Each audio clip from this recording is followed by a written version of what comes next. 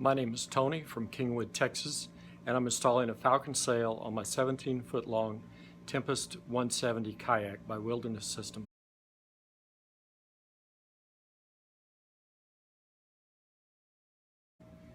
The first question that you have to answer when you install the sail is where to locate the sail mast. The base of the mast only has two places it can be located on this boat. Right here or a little forward here, and both of those positions look like they would work. If you go back any further, you run into the compass area here where it won't fit in the hatch, and it just won't work anywhere else. The instructions for the boat are primarily focused on how far away the mast base is from the seat back band and from where you're going to be sitting, so you can reach things and it'll be out of the way and still reachable. So the location I picked looks like it will keep it out of the way somewhat. It comes back about halfway through the cockpit.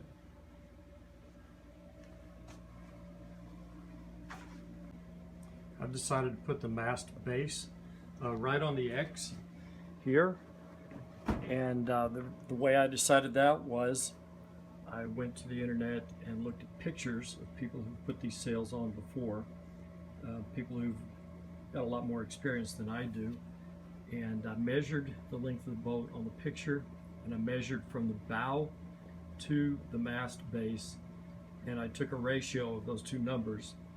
And pretty consistently the mast was located about 20% of the length of the boat back from the bow, and this X is right at 20% of the length of the boat back. So 80% of the boat is behind the mast, 20% of the boat is forward of the mast.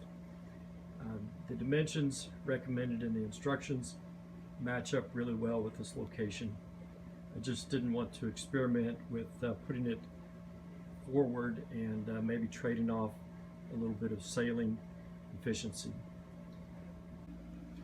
It would have been nice to be able to put the base a little bit forward as shown here, and keep the mast a little bit further out of the way and have more clearance.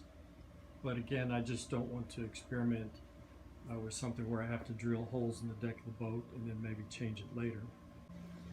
The next step is actually installing the base plate on the deck, and as you can see, the base plate doesn't sit flat, so we'll have to use an adapter to make this fit the contour.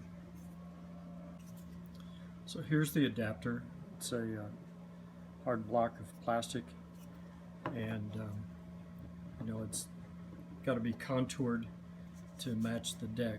And honestly, when I first looked at this, I was a little baffled about how am I going to measure what this contour is and recreate it here on the adapter plate. I tried sandpaper and tried to imagine some way to contour this. Really couldn't touch it with sandpaper. And finally, what I've come up with is to anchor it in the vise and use a file. What finally worked, and worked really well, was this hand file, and I just continued like this for about maybe 20 minutes, working with this and then checking it, and then taking the flat side here and flattening out each side so that it would match the deck of the boat. And actually this matches the deck really nice here. Okay, hopefully you'll be able to see this. The adapter fits the contour of the boat almost perfectly, and it took about 20 minutes filing this down, and I left this almost 1/4 of an inch thick. The instructions say at least 2/10 of an inch, at the thinnest point. This is a little bit thicker than that, but I guess that's for the strength of the adapter to make sure it doesn't crack. But 20 minutes of hand filing and we've got a nice square fit there, and we're ready to put the base plate on top of that. Okay, now that the top plate's ready to go on, I almost forgot that the bottom plate is a flat plate. Now I've taped a 1/8 inch thick rubber gasket material, which I cut off of, this is the 1/8 inch thick rubber gasket material here. I cut a strip off long enough to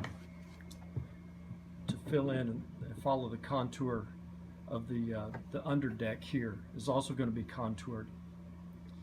So I'll show you how this bottom plate matches up with the top plate. So this gives you some idea of how the bottom plate will match up to the top plate.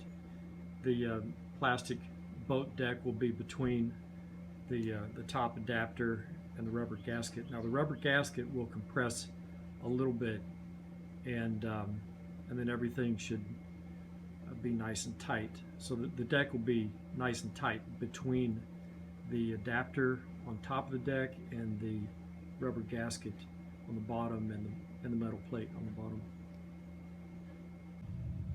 Okay, one thing to note is that I'm holding this rubber gasket in place with some electrical tape, but ultimately when it's underneath the deck and it's screwed in place, this rubber gasket will be held in place by compression and should be compressed a little bit between the base plate and the deck.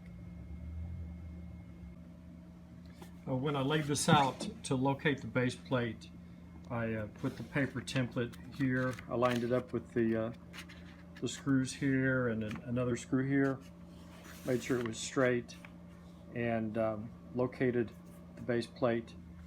And then when I drilled the holes, I used a 5/32 drill bit. The 5/32 drill bit worked really well with the 1024 screws, and the 1024 screws had the threads dig a little bit into the plastic and created a nice tight seal.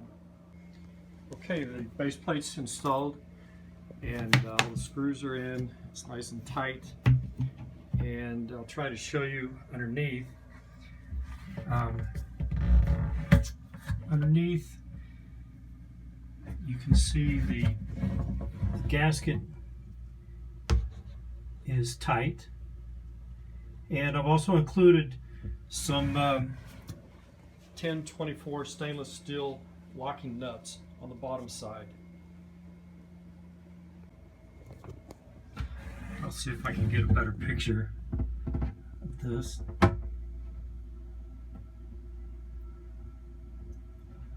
Okay, you can see the gaskets in place, and the nuts that I added are in place.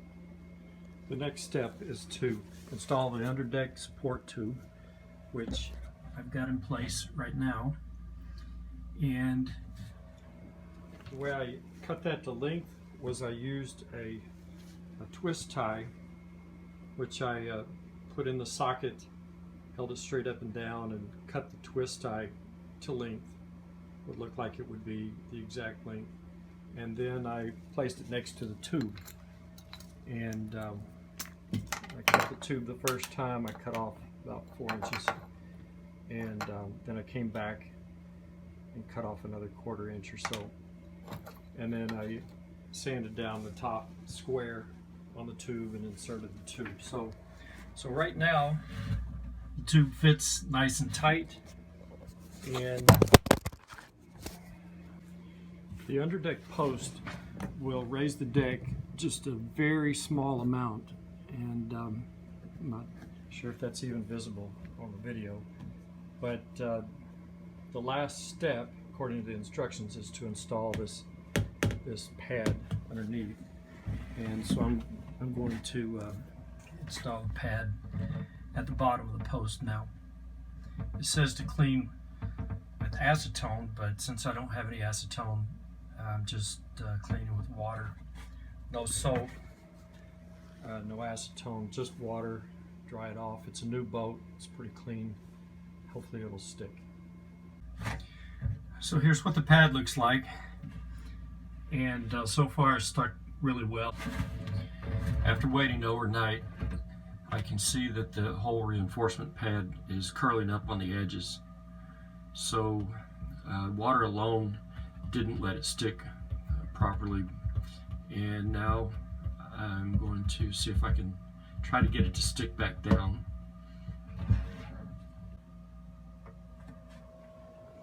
So I tried pushing that back down and it stuck for a while, but it lifted back up again. And so now what I'm going to do is try 100% pure acetone and just clean the areas where it's curling up and see if that makes it stick. After I used the acetone to clean the hole around where the edges were peeling up, I stuck it down, waited a day, and this is what it looks like. It's peeling up a little bit on the edge. So I think the answer is to use the acetone from the beginning, like the instructions say, and I think it probably would stick down. Also to use the handle of a screwdriver or something like that to press down really hard around the edges and just make sure it sticks really nice the first time, and I think it'll be good. On this boat, there's a nice place to put the forward stay, and the forward stay pulley is attached right here. I didn't have to add anything. This is a good 2 feet from the mast base, and recommended is at least 18 inches, so I think that 2 feet's pretty good. And I used a simple knot here to tie it on that's recommended in the instructions. For help with tying the knot, you can go to falconsails.com/knots, and it'll bring up how to tie the knots.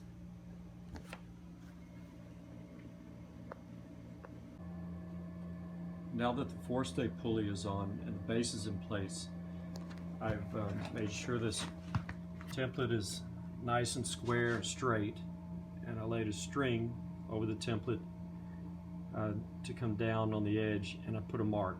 If you can see a small green mark right there on both sides. I also took the tape measure and measured back from the screw here, and it's about 3 3/4 or 3 1/4, and I did this on both sides. So now I'm ready to drill.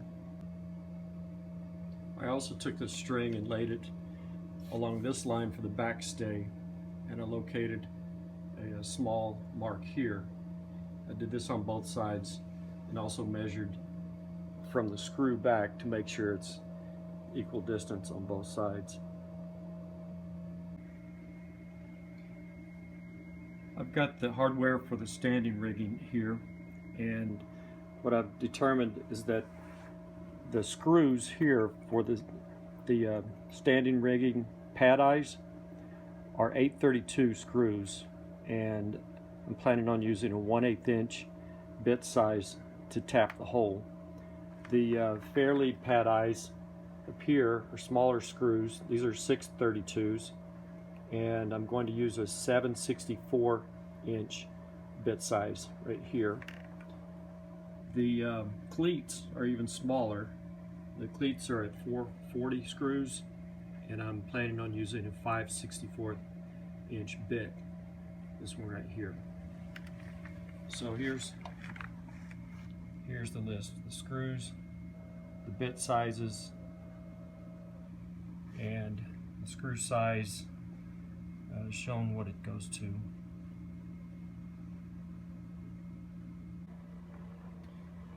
Before I install the pad eye for the rigging, I've got to bend this washer here to fit the contour of the boat on the inside. Now, at first I thought it would fit flush, but as I put it inside, I can feel that it rocks back and forth in the curvature of the boat, so it definitely needs to be bent, at least a little bit. Okay, this is how I bent the washer. just gently tightening up on the vise, and until I could barely see the bend in it. And then I took it back to the boat and held it inside to see if it fit the contour. I had to do that twice before I got it just right, but now the washer fits in there pretty flush and doesn't really rock back and forth very much. The 1/8 inch bit worked pretty nice and has a nice tight fit where the screws went in.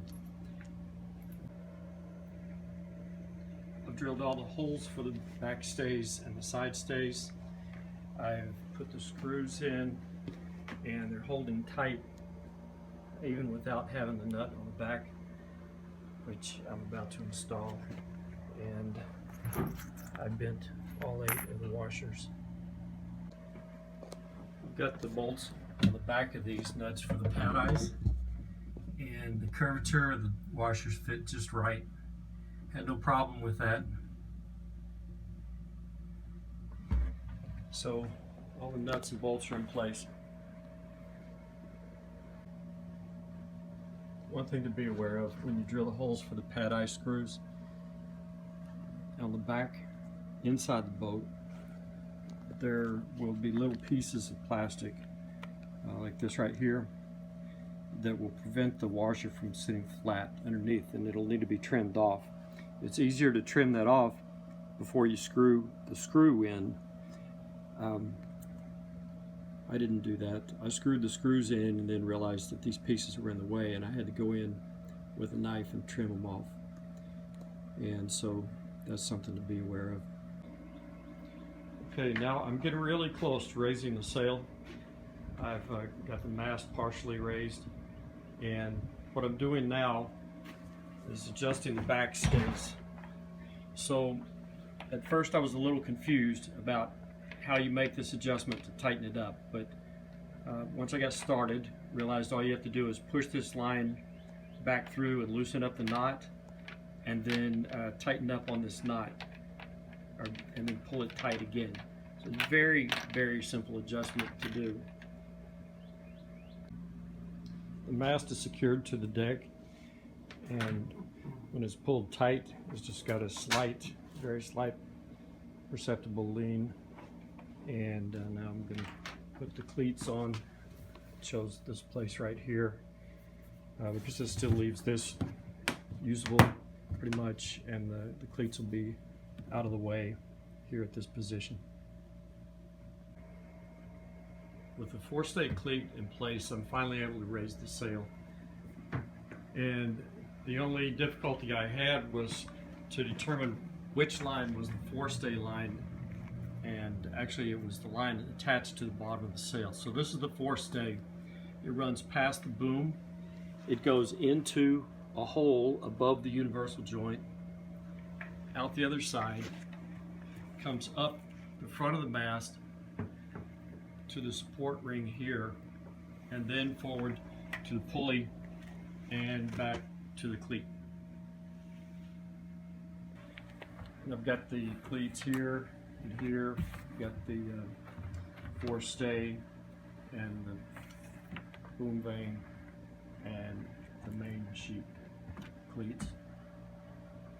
I added a couple of pad eyes to clean up the deck and direct the lines where they need to go.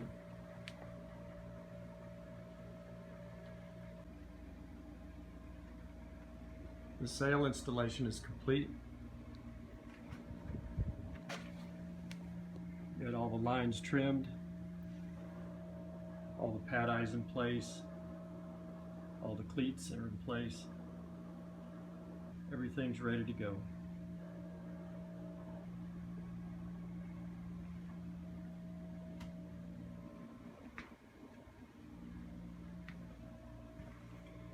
As far as the tie down, when we take the sail down, I've got a temporary tie down here, and that's the only thing that I didn't install was the tie down strap. And I may install the tie down strap later.